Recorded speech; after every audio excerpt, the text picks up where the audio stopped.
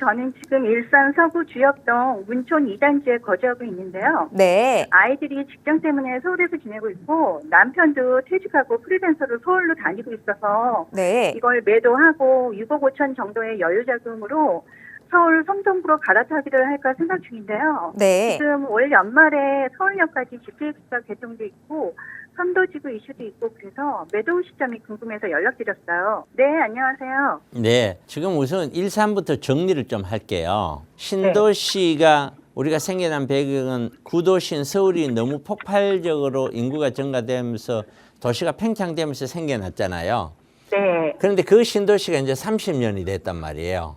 네네. 30년이 되니까 이제 전부 다 아파트니까 재건축을 해야 되잖아요. 네, 근데 재건축은 법적인 내용이라 현재 지어져 있는 면적에서 얼마나 더 지을 수 있냐, 이게 네. 사업성을 좌우한단 말이에요. 네, 근데 여기 있는 신도시의 거의 대다수는 약 한 180, 190% 이 정도의 용적률로 지어졌어요. 네, 근데 그 정도 용적률이 네. 우리가 일반적으로 지자체에서 운영하는 수준이에요.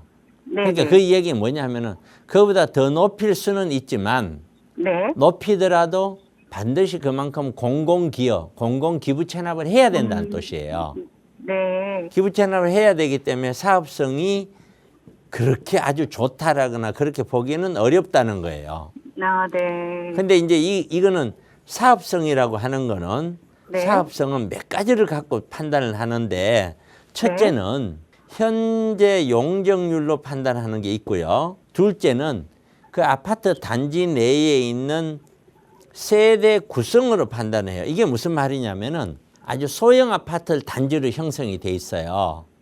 네, 그러면은 용적률이 충분하다고 하더라도 아파트 세대 수가 세대 수를 더 늘릴 수는 있지만 지금 현재 있는 면적이 작다면 그 사람들은 작은 평수를 받기를 원치 않거든요.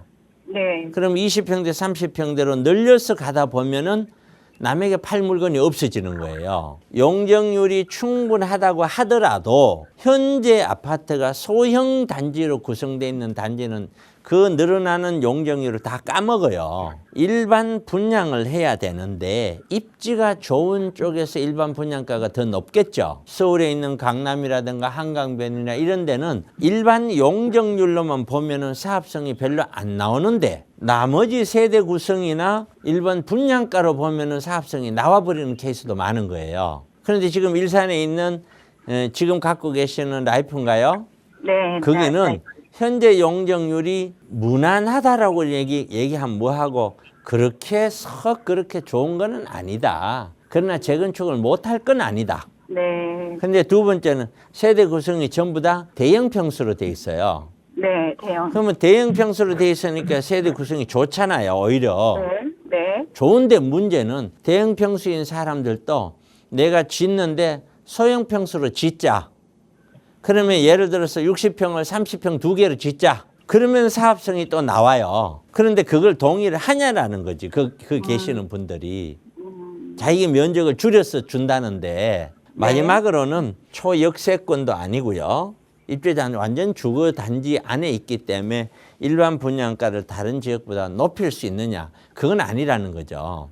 그래서 그거 세 가지를 다 종합해 보면은 이 아파트는 재건축을 한다고 하더라도 그냥 일반적인 신도시 아파트 중에 하나로서 언제 재건축을 할지 될지 안 될지 모른다예요. 신도시 전체가 다 썰럼화 될 거 아니에요. 네, 네. 근데 그걸 막으려고 이제 국가가 나서서 신도시 특별법을 만든 거예요. 가만히 놔두면 도저히 답이 없는데 조금 혜택을 주면은 못하는 수준은 아니라는 거잖아요. 네, 그 있는 분들이 전부 다 돈을 벌게 해주는 게 아니에요. 특별법은. 네. 아예 답이 없는 거를 조금 답이 있게 만들어주는 거거든요. 그 대신 국가 입장에서는 새로운 세대 수가 더 많이 늘어남으로 인해서 공공이 확보하는 임대주택이나 이런 건 주택이 더 늘어난단 말이에요. 네, 그러니까 세대수가 늘어나니까 시장에서는 공급이 더 되는 효과가 있어서 그야말로 주택난을 조금이라도 해소할 수 있단 말이에요. 신도시 특별법을 해가 조금 더 혜택을 준다라고 하는 거예요. 선도지구부터 하겠다. 먼저 지역을 정해서 하겠다 하니까 너도 나도 빨리 선도지구 들어가려고 난리를 하는 거예요. 네네. 근데 저희도 지금 했어요. 현재 네. 재건축이 시작됐다고 가정을 하더라도 15년에서 18년 잡아야 돼요.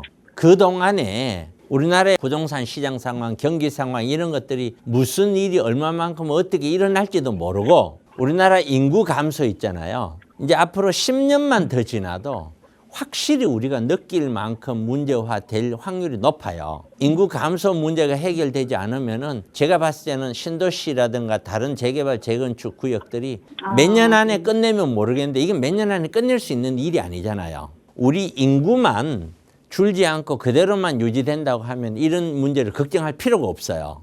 이게. 네네. 그래서 결론이 뭐냐면은 여기 있는 아파트를 매도를 하겠다. 매도 시점이 없어요. 하루라도 빨리 해요. 네. 이미 일산 신도시는 보다시피 이 3호선이 다녀요. 이 대화역에 네.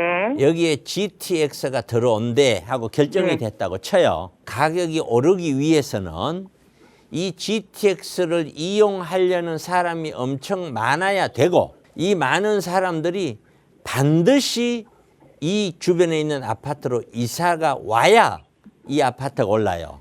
A라는 지역에 GTX가 들어온다고 가정을 했었을 때 그 네. 주변에 아파트가 어떤 영향이 있느냐 그걸 설명하는 거예요. 아, 네네. 그래서 이 주변에 A라는 지역에 왔을 때 이 주변에 아파트가 오르기 위해서는 어느 지역에 있는 사람들이 일로 이사를 많이 오려는 사람들이 쭉 와야 가격이 오를 거 아니에요. 네네. 그것이 GTX 하나를 가지고 그만큼 사람을 끌어당기느냐라는 문제예요. 이미 3호선이 있는데 나는 3호선 버려두고 반드시 GTX를 타야 돼 하는 사람들이 정말 많을까? 또 그 사람들은 반드시 요 근처로 와서 이사를 올까? 예를 들어서. 그렇게 보면은 그 효과는 미미하다고 봐지는 거예요. 실제로 어떤 네. 일본이나 다른 나라의 예를 보더라도 그 효과가 그렇게 크지는 않아요. 그래서 최종적인 결론이 이 아파트는 현재도 비역세권이고 재건축을 한다고 하더라도 솔직히 언제 될지 모르고 그 상태에서 평형도 중대형 평수로서 지역하고는 좀 어울리지 않고 입지 여건도 어울리지 네. 않고 서울도 말이에요. 한강변이라든가 뷰가 좋은 특수 지역에서는 중대형이 어울려도 서울 안에서도 저 강북이나 뭐 이런 데 가잖아요. 중대형이 네네. 맥을 못 쳐요. 아. 그게 그런 것처럼 지금 갖고 계시는 거는 먼 미래를 보면서 갖고 가기에는 조금 네. 아니다. 만약에 움직이시려고 한다면은 네. 하루라도 빨리 움직여라.